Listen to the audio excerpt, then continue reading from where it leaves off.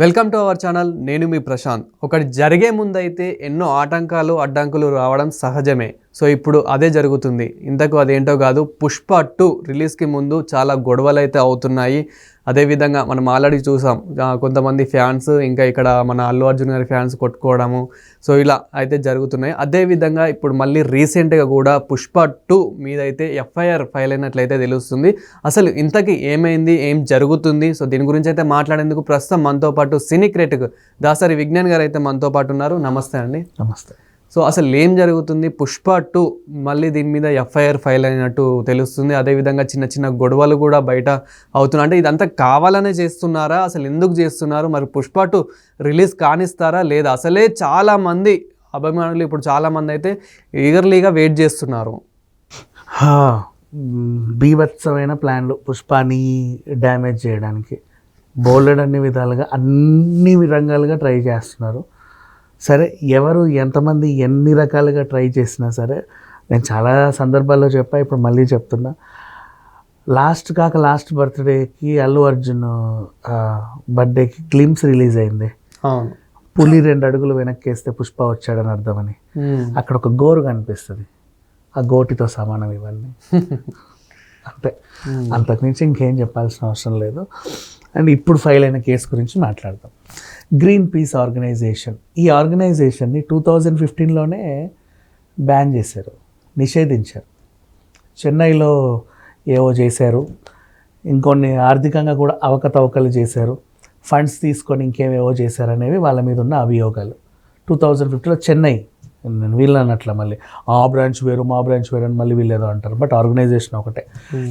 అక్కడ నిషేధించబడితే మళ్ళీ కోర్టుకి వెళ్ళి కొట్లాడి మేము ప్రజల కోసం దేశం కోసం మేము ఇంత ఏదేదో చేస్తుంటే మీరు మమ్మల్ని ఎట్లా నిషేధిస్తారు అని గొడవలు పెట్టుకున్నారు. ఇక అదేదో పోనీలే, దాని గురించి మనం మాట్లాడుకోవడం కూడా దండగా. వీళ్ళు పర్యావరణం కాలుష్యం గురించి అఫ్కోర్స్ చాలా మంచి మంచి పనులు అయితే బోల్డ్ అన్నీ చేశారు, ఒప్పుకొని తీరాలి. మంచి చేసినప్పుడు కూడా మాట్లాడుకోవాలి. ఇక మంచి అయితే చేశారు, వీళ్ళు చెడు చేశారు అనే దానికి అభియోగాలు ఉన్నాయి కానీ ఇంకా నిరూపణ కాలేదు. మంచి అయితే చేశారు, ఓకేనా. ఇకపోతే ఇప్పుడు వీళ్ళకి ఏమనిపించిందో తెలీదు, అందరు కలిసి మొన్న అల్లు అర్జున్ ఆర్మీ అనే పదాన్ని వాడాడు. ఆర్మీ అంటే దేశ సరిహద్దుల్లో ఉండే మిలిటరీని పోల్చి మాకు చాలా గౌరవము అవి ఇవన్నీ ఏవేవేవో ఉన్నాయి, మీరు ఎందుకు ఇలా ఆర్మీ గురించి ఇలా మాట్లాడారు అంటే ఆర్మీని కించపరిచినట్లుగా మాకు అనిపిస్తుంది, మా మనోభావాలని విపరీతంగా దెబ్బ మీద దెబ్బ తింటున్నాయని చెప్పేసి వీళ్ళందరూ వెళ్ళి హుటాహుటిన గబగబగా బయలుదేసి ఆ మేడ్చల్ దగ్గర ఉన్న జవహర్ నగర్ పోలీస్ స్టేషన్లో ఎఫ్ఐఆర్ అనేది నమోదు చేశారు. ఇట్లా చూపించారు కూడా, స్మైల్ ఇచ్చుకుంటాం ఏదో అవార్డు తీసుకున్నట్టు. ఇప్పుడు అసలు విషయంలోకి వెళ్తే ఆర్మీ అంటే ఏంటి? దళం. ఇండియన్ ఆర్మీ అంటే ఏంటి?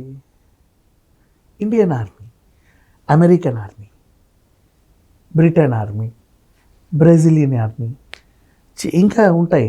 ఇంకా చెప్పాలి అంటే సోషల్ మీడియాలో మీరు కొడితే హిందూ ఆర్మీ అని కూడా ఒకటి ఉంది, జై శ్రీరామ్ అని చెప్పేసి హిందూ ఆర్మీ అని ఉంటుంది. ఇంకెవరో కొంతమంది తెలుగు ఆర్మీ అని కూడా పెట్టుకున్నారు.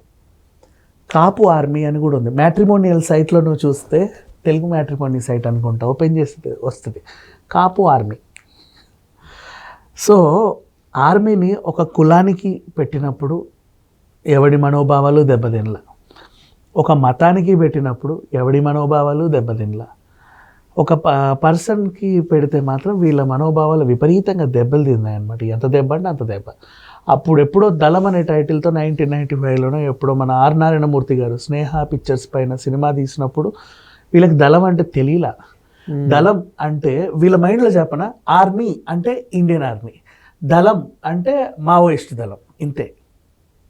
అట్లా ఫిక్స్ అయిపోయింది. ఇదే నమ్ముతున్నారు ఇప్పటికి కూడా. డిక్షనరీ మీనింగ్స్ తెలియవు వీళ్ళకి. డిక్షనరీ మీనింగ్స్ చూస్తే అర్థమవుతుంది. దళం అంటేనే ఆర్మీ, ఆర్మీ అంటేనే దళం. ఒక సమూహం, ఒకరి కోసం నిలబడే సమూహం, ఒక దేశం కోసం నిలబడే సమూహం, ఒక మనిషి కోసం నిలబడే సమూహం, ఒక మతం కోసం నిలబడే సమూహం, ఒక వ్యవస్థ కోసం నిలబడే సమూహం, ఒక అంశం కోసం నిలబడే సమూహం, ఆ అంశానికి కట్టుబడి దాన్ని ప్రొటెక్ట్ చేసేటువంటి సమూహం. ఆ దేశానికి కట్టుబడి దాన్ని ప్రొటెక్ట్ చేసేటువంటి సమూహం, ఆ మనిషికి కట్టుబడి అతన్ని ప్రొటెక్ట్ చేసుకునేటువంటి సమూహం, అది దళం అని వీళ్ళు అనుకున్నారు. ఇండియన్ ఆర్మీని కించపరిచినట్లుగా అల్లు అర్జున్ ఏదేదో చేసేసాడు. అసలు అమ్మో అసలు ఈయనని వెంటనే అరెస్ట్ చేసేయండి అని చెప్పేసి ఎఫ్ఐఆర్లు పెట్టేశారు. పుష్ప సినిమాని డ్యామేజ్ చేయాలని మేము అందరం కట్టగట్టుకొని వచ్చామండి, దీన్ని ఎలా డ్యామేజ్ చేయాలో అర్థం కావట్లేదు, మాకు ఈ అంశం ఒకటి దొరికింది, ఇది మీరు తీసుకుంటారా అని మీరు మాట్లాడితే పర్లేదు, సరే తీసుకుంటామని, మీకు ఎంత డ్యామేజ్ చేయాలో అంత డ్యామేజ్ చేసుకోండి అని చెప్పొచ్చు. ఏ పనికి మళ్ళీ అంశాన్ని పట్టుకొచ్చి ఎలా తీసుకొస్తావు? ఇప్పుడు అల్లు అర్జున్ అన్నాడు ఆర్మీ అని, ఓకే.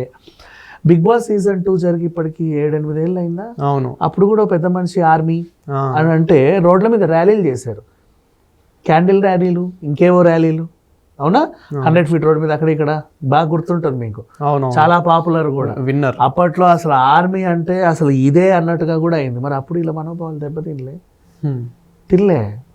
అండ్ నెక్స్ట్ ఇప్పటికీ కూడా బిగ్ బాస్ సీజన్లో ఎవరు వచ్చినా సరే ఏదో ఒక పేరుకి ఆర్మీని టైటిల్ జోడిస్తారు.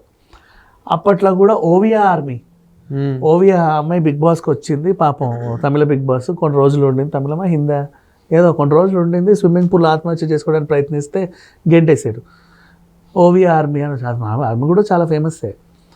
ఇట్లా ఒక మనుషులకి పెట్టినప్పుడు, చాలామందికి పెట్టినప్పుడు దెబ్బతినని వీళ్ళ మనోభావాలు అల్లు అర్జున్కి పెడితేనే దెబ్బతినింది.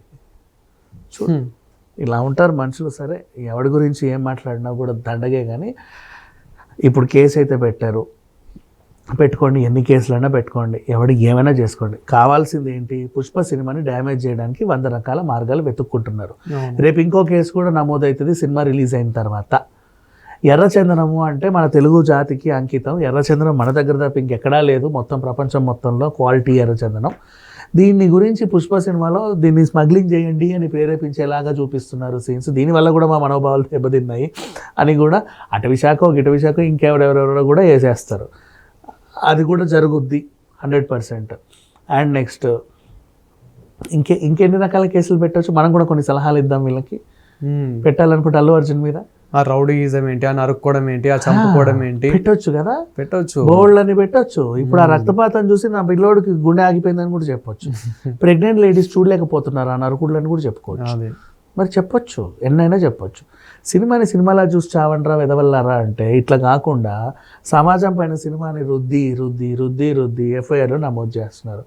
సరే నిజంగా ఒక సినిమా వచ్చి ఏదైనా మత కలహాలు లేపిందా, జనాలను కొట్టుకు చావండి అని చెప్పిందా, ఇంకేమైనా సమాజంలో దుష్టశక్తులని ప్రేరేపించిందా, లేకపోతే చేతబడులని బాణామతులని ఎంకరేజ్ చేసిందా, మూఢనమ్మకాలని ప్రోట్రే చేసిందా, ఇట్లాంటివన్నీ ఉన్నా కూడా అర్థం పర్థం ఉంటుంది. నీకు ఆర్మీకి అర్థమే తెలియదు. ఇండియన్ ఆర్మీ అని ఎక్కడ అల్లు అర్జున్ చెప్పలా. అవును, అల్లు అర్జున్ ఆర్మీ అంతే, ఇండియన్ ఆర్మీ అల్లా. ఇండియన్ ఆర్మీ కంటూ గౌరవం ఉంది. వీళ్ళు ఆ గౌరవాన్ని నిజంగా గౌరవిస్తే వీళ్ళకి ఆర్మీ అంటే ఏంటో అర్థమైంది. ఆర్మీ అనే పదానికి అసలు అర్థం దళం. మళ్ళీ వీళ్ళు దళం అంటే మావోయిస్టు దళం అనుకున్నారు.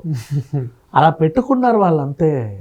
ఒక సమూహం, ఒక అంశం గురించి పోరాడే సమూహం, ఒక అంశాన్ని ప్రొటెక్ట్ చేయడానికి బయలుదేరినటువంటి సమూహం. ఇండియన్ ఆర్మీ ఇండియా బార్డర్లో ఉన్నారు, బ్రిటిష్ ఆర్మీ బ్రిటిష్ బార్డర్లో ఉన్నారు. మరి ఆర్మీ అంటే ఇప్పుడు బ్రిటిష్ వాళ్ళకి కూడా కట్టలు తెంచుకొని అక్కడ కూడా బ్యాన్ చేయాలి కదా cinema. How can you do this army? ఎలా మాట్లాడుతావు నువ్వు ఆర్మీ అని?